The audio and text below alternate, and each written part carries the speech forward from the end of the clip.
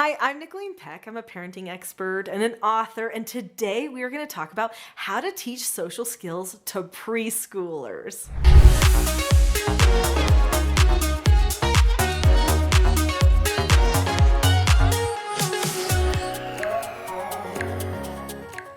Toddlers are oftentimes social, but sometimes in the wrong way. And so we have to help them understand what the best social skills are. In this video, I want to share with you 5 different ways that you can teach your children good social skills when they're in those tender preschool age that will help lay the foundation for future life.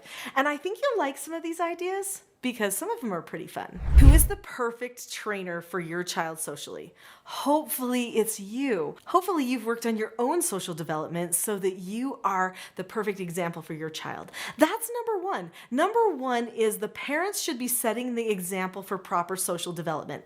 I've seen situations before where parents set terrible examples socially. They say things that you would never want your children to say. They will attack other people, back talk in front of children. Those kinds of things are not good training for your children socially. So keep that in mind. As social as you are is as social as they will become.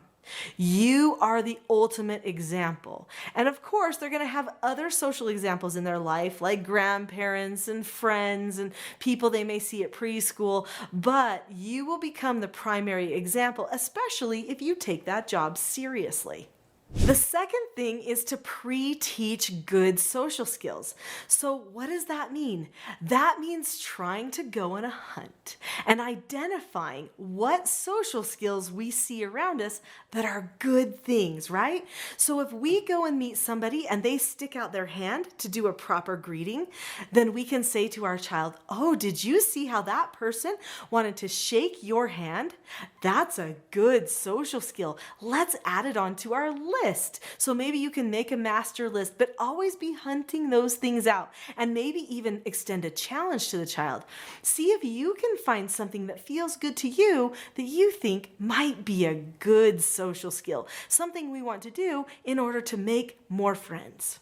So they've got to have a reason to care about these social skills. So make sure that you give them something like more friendships or being better understood or getting their problems solved, something like that that they can hold on to for while they're going to care about these social skills in the first place. Some things that we teach the children are skills, proper skills like how to follow instructions, how to accept no answers, how to accept consequences, and to disagree appropriately. That's a great social skill. So the third thing that you can do is practice skills. You can role play. So we role play all kinds of things in our family, and it can be a barrel of laughs. So let's say you teach your child how to disagree appropriately. The steps to disagreeing appropriately are you look at the person, you keep a calm face, voice, and body, you say that you understand the other person's point of view, you share your point of view, and then you listen to what they have to say, you say okay, and then you drop the subject. So then we come up with crazy scenarios where someone might be disagreeing appropriately. So maybe they'll say, "Oh, Mom, can I write with marker all over the walls?" And then you'll say, "Oh, nope, I'm going to give you a no answer about that," because that's one of their other skills that they know. And then they'll say, "Okay, may I disagree appropriately?" And then you say yes. And then they'll go into this crazy reason why they think they need to be able to color on the walls. And everybody can laugh about it. Of course, they know nobody's going to color on the walls. But sometimes doing some of those silly things as you practice those skills together that they're going to be using with teachers, with grandparents, with neighbors, and most importantly with you and your family will be so much more fun. So you do know, right, that your family is the first social unit of society. When people think about social skills, they think about friends usually only. But actually, if they are not good socially with their siblings in your family, they're not going to be good socially with friends.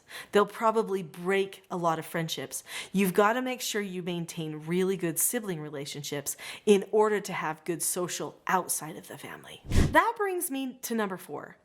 You've got to catch the mistakes. So when they're not doing the social skills that you taught them, when they're not disagreeing appropriately with their siblings or with you, you need to catch it. You need to say, oh, that's a moment where they're not using their skills that I taught them. And then you need to correct that skill so that they can have time practicing doing it the right way. And that's step number 5, doing things the right way. After you've caught, oh, that's not the right way, this is what we did that wasn't right, now let's practice it the right way. Then you can do even more role play. The children love role play. They love to practice doing things the right way. And when they get a little bit older, they can practice being the mom or the dad, and you can practice being the child and acting like them. And it is so much fun. Toddlers need more opportunity doing things the right way than the wrong way.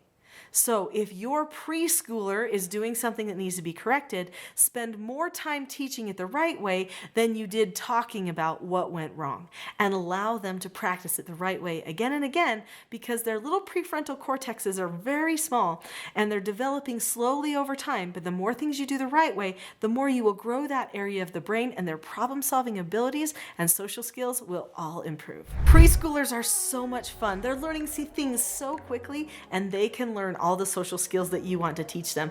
But they also can try your patience from time to time, and you might need some help with some skills for you. I think you might enjoy the next video I have, which is called How to Be a More Calm Parent. If you think you would like some help improving your calmness, click on the link to that video, and I think you'll find some skills that can take you to the next level in your parenting.